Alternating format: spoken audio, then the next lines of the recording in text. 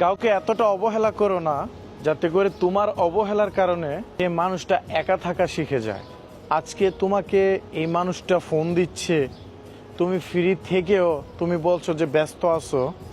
এই মানুষটা তোমাকে বারবার SMS করতেছে, তুমি বিরক্ত হয়ে যাচ্ছ। তাহলে এই ভিডিওটা তোমার জন্য। আর একবার যদি সে মানুষটা একা থাকা শিখে যায় তোমার অবহেলার কারণে, তাহলে তুমি জেনে নিও তখন তাকে নিয়ে কে কি ভাবলো, কে কি মন্তব্য করলো, কে কার জীবনে আসলো, কে তাকে ভালোবাসলো, কে বাসলো না, তার কিছু আসবে যাবে না। কারণ সে মানুষটাকে বাধ্য করছো তুমি একা থাকতে।